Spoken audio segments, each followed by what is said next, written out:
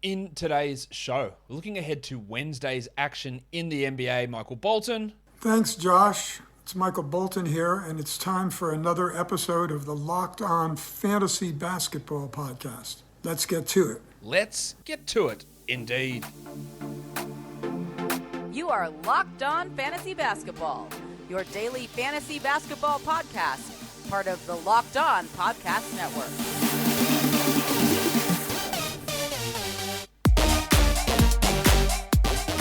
Hello and welcome to the Locked On Fantasy Basketball Podcast, brought to you by Basketball Monster. My name is Josh Lloyd, and I am the lead fantasy analyst at basketballmonster.com and at Yahoo Sports Australia. And you can find me on Twitter, as always, at redrock_Beeble, and on Instagram at Locked On Fantasy Basketball. Thank you for making Locked On Fantasy Basketball your first listen every day. We are free and we are available on all platforms. Well, here we are. We're ready to go for Wednesday's action. Warnie. Let's get it on, Gilly. The Pacers and the Magic. We just saw this game a couple of days ago. Yesterday, in fact. We're ready for it to go again. On the Pacers side of things, we want to watch the big men. Isaiah Jackson, can he stay out of extreme foul trouble? Will he play more than 24 minutes? I would hope the answer to both of those things are yes, and I think he's a 12-team league player. I also want to watch Jalen Smith. I don't know whether Chris Duarte is going to be available to play. I do expect that Malcolm Brogdon will return. So that'll probably push Smith to the bench. I'd like them to start Smith and Jackson, to be honest, rather than Brissett. But let's see what Smith can produce. In 24 minutes, he probably is a 12-team league guy. So let's see how these minutes all shake out. Well, for the Magic, it's the second game back for Markelle Fultz. What do his minutes look like? He played 16 in that first game and played well, shot well. That's not a realistic expectation, but what does his playing time look like? Who suffers? It's probably Gary Harris and Terrence Ross. But do Cole Anthony and Jalen Suggs, how do they look around him? Anthony looked pretty bad last game. Let's see how those three major guards, Fultz, Suggs, and Anthony, can all coexist together. It's a pretty big question that needs answering. We won't get the full answer tomorrow, of course. Hornets, Cavs. Montrez, that's how you say it. Montrez Harrell, minutes have been well down the last three games. He played 30 and 35 minutes in a couple of games and then went 23, 21, 25. This is back to just the old Montrez Harrell. If we get another low to mid-20s minutes game from him, it's very hard to look at him as a must-roster player, especially with Plumlee and PJ Washington Jr. and the God of Hammers, JT Thor, also cutting into that playing time. And then Kelly Oubre, a player that I've got no idea how to project. His last 6 games, 20 minutes, 23 minutes, 31, 32, 22, 31. And then some games he'll shoot 70% from 3. Some games, like the last one, he'll shoot 29% from the line. The percentages are all over the place. The production's all over the place. The minutes are all over the place. He's very, very hard to trust. While for the Cavs, we know that LeVert will be out. We know that Rondo will be out. We don't know whether Garland will be out. But if Garland is out, then Brandon Goodwin becomes our stream. We want to watch what his production looks like. We also want to look at Kevin Love, who had 2 stinkers and then a really big game last time out. Was that the outlier? Were the stinkers the outlier? Where does Love fit? He's absolutely fine to have on a 12-team roster, but I don't think that he is a must-roster player, given the inconsistencies in production and playing time with a healthy Lauri Markkanen. The Knicks and the Cavs. No, not the Cavs. The Knicks and the Sixers. Alec Burks. Alec Berg. I imagine that he keeps starting at point guard. Surely he can't be as bad as he's been the last couple of games, but he's not very good. I still think he does have 12-team value, but the upside isn't particularly high. We want to watch how he looks. And then I also want to watch Mitch Robinson. And Mitch Robinson says, I'll take it from here. Last game he got into some foul trouble with just 17 minutes. That's not what has been usually like for him this year. He's been pushing up to high 20s, low 30s. I expect that to bounce back, so let's hope that we get a bit more production to Mitchie in this one. And then for the Sixers, one of the biggest things to watch in the entire day is Tyrese Maxey, whose first 2 games alongside James Harden have been great. They've been good in usage, but more importantly, the efficiency has been sky high. And I really, really doubt that that level of efficiency can stick. So let's see how Maxey looks. Let's also watch the thick hogsman, Tobias Harris.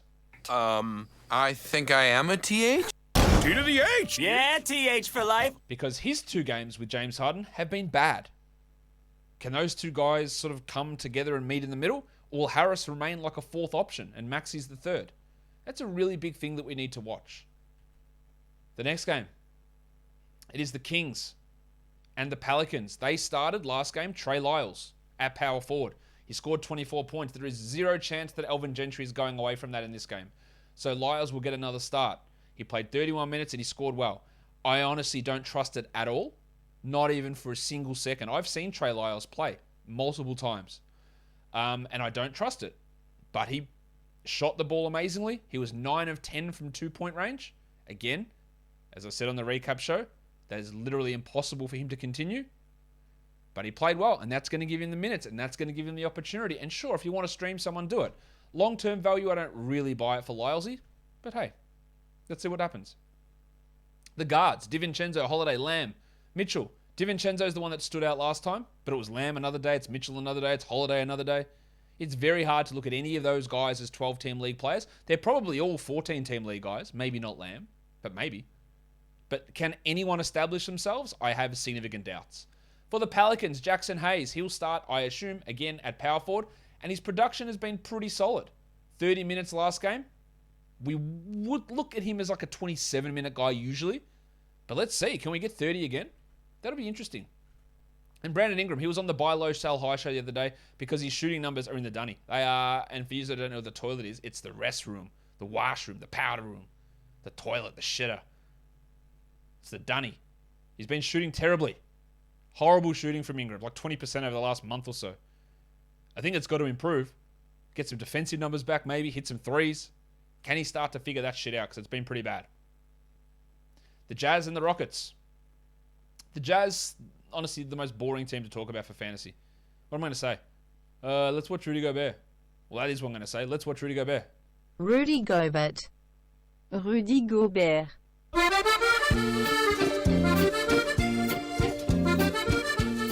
He's been a little bit down since coming back from the calf injury. Let's watch his minutes because he only played under 30 last game. Let's hope that jumps back up. We also want to watch Jordan Clarkson.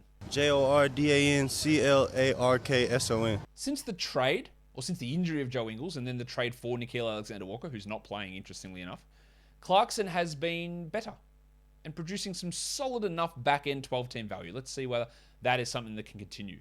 For the Rockets, oops, pushed the wrong button. I'm going to bring that screen back up because I wasn't ready for that. Sorry.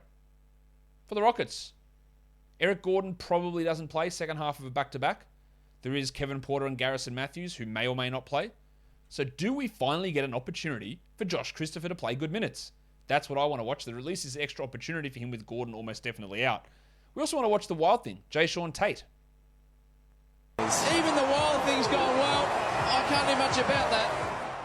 Been playing pretty well, but it's still just like he's just not quite there as this unbelievable must roster type guy. He's just not quite there. He probably should be on a roster, but it's got the potential to go sideways really, really quickly, I think, with where his value sits. But Price Picks is always going to go upwards with their value because it's daily fantasy made easy. Do you know what Price Picks is? You should. Well, what it is, you just get 2 to 5 players and you look at their props. And by props, I mean points numbers, rebound numbers, assist numbers. Price Picks will give you the number. Jordan Clarkson over under 2 assists or 2.5 assists. And you just say over or under, put him in. Chuck the next guy in, chuck the next guy in. Up to 5 players into an entry. Bang, that's it. It takes only 60 seconds. And you can do it on the website, pricepicks.com, or use their award-winning app. And you can make up to 10 times your entry. Simple as that. It's not just basketball. Multiple sports can be chucked into one as well. And they do other sports like college basketball, football when that's rolling, baseball if they ever get their ass into gear, soccer, MMA, Major League Baseball, all the sports you can get. And for a limited time, PricePicks has an exclusive no-brainer of an offer for all our users, or our listeners, in fact. Users get $50 for free if a player in your first PricePicks entry scores a single point, but you must use the code NBA. That's right, this is an exclusive offer available to Locked On fans. So sign up today and use the code NBA. $50 for free if a player in your first PricePicks entry scores a single point. PricePicks is daily fantasy made easy. Let's go on to the next game. Now, we've got the Heat and the Bucks. Kyle Lowry will be out again for personal reasons. Again, we hope everything is okay in his family. So that means Gabe Vincent time. There'll be more minutes for Caleb Martin. There'll be more minutes for Max Strus, the Winter Soldier.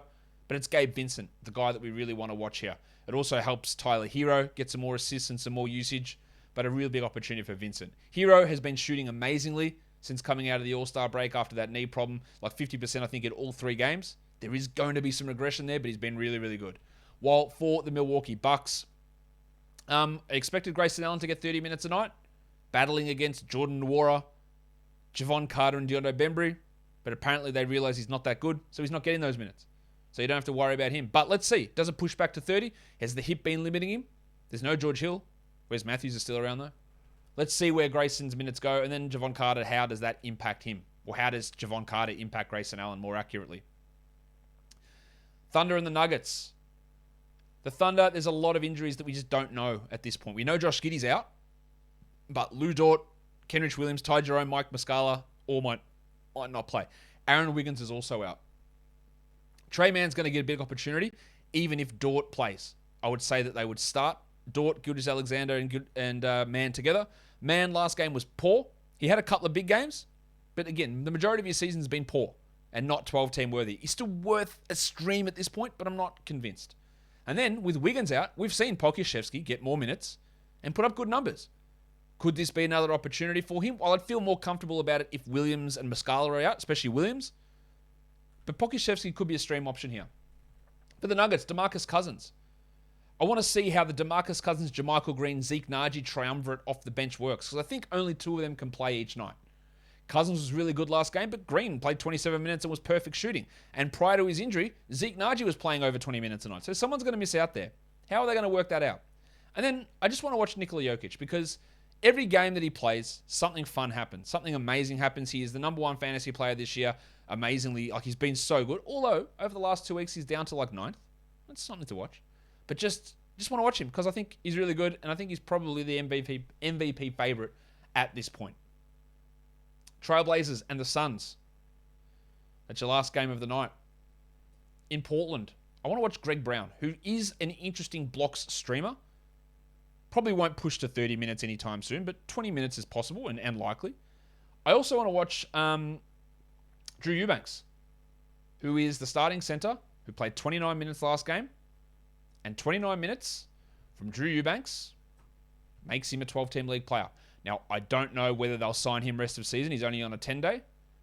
But I think at this point, he's a 12-team stream option. For the Phoenix Suns, Cameron Payne might be back. He's officially questionable. He's back in practice. He's questionable. And if he does play, he will start. And that makes him very interesting. And then we want to see how Payne goes, what the minutes look like, but also what that means for Cam Johnson. I would be interested in adding Cam Payne, and I would hold Cam Johnson until we see how that all plays out. We don't know how it'll play out, but there are some things going to change with that rotation with the return or the potential return of Payne coming. Just heads up, Cole Anthony's also just appeared on the injury report as probable with a hip contusion for the Orlando Magic. So be aware of that. Maybe Cole needs some Built Bars, because Built Bar is the best tasting protein bar ever. If you haven't had it, I don't know what you're waiting for, because it tastes amazing. It tastes like a candy bar, but candy bars, while acknowledging they are delicious, they're bad. Like, they're full of sugar, they're full of calories, they're full of carbs, and they're full of fat. And Built Bar is neither of those things. None of those things. It's jam-packed full of protein, 17 grams in a bar, 130 calories only, 4 grams of sugar. It's an amazing nutritional profile. And they've got the puffs as well, which are protein-infused marshmallows. Jam-packed full of marshmallowy goodness. So head to Built.com and use the promo code LOCKED15 and you'll get 15% off your order of Built Bars. Built Bar is built different. Some streaming options for the back-to-back Wednesday to Thursday. Who are we looking at here? Well, a couple of names at the start of things. Trey Lyles and Gabe Vincent. Vincent's at least going to start one game. I think Lyles will start 2 for the Kings. So some big numbers potentially coming there. Some other Kings to look at. Davion Mitchell, Dante Vincenzo, Justin Holiday, Jeremy Lamb. They're hard to look as 12-team league guys in general, but as a 2-for-1 stream option, when they could all play 50 minutes using one waiver ad, that's worth considering. And then you go to PJ Tucker in Miami as well, who could be somewhat of an option for us, although his production's been pretty low. But just getting, again, the 2 games might be 60 minutes for PJ across 2 nights. There is value in that. If we're just looking at Wednesday's action, you've got Vincent and Lyles again at the top there, Drew Eubanks, JaVale McGee, Isaiah Roby in Oklahoma City, Jeremy Lamb, PJ Tucker, Justin Holiday, Dante DiVincenzo, and even Markelle Fultz. You could potentially stream him, but a lot of those other guys I'd have ahead of him. For deeper formats, you've got KJ Martin, Isaac Okoro, Serge Ibaka, Trendon Watford, Josh Christopher, Chetty Osman, CJ Allaby, DeMarcus Cousins, Rudy Gay, and Greg Brown. And lastly, for points leagues, Isaiah Jackson and Jackson Hayes are still available. They are 12-team league players, as is Jalen Smith. Trey Mann's there too, Alec Burks, Darius Baisley, Trey Lyles, Drew Eubanks, Gabe Vincent, and the delicate dancer Alperen Şengün. Guys, that'll do it for me today. Don't forget to follow this podcast on Apple Podcasts, Google Podcasts, Stitcher, Spotify, and on the Odyssey app. If you are here on YouTube, give it a thumbs up and leave your comments down below, guys. We are done here. Thank you so much for listening, everyone. See ya.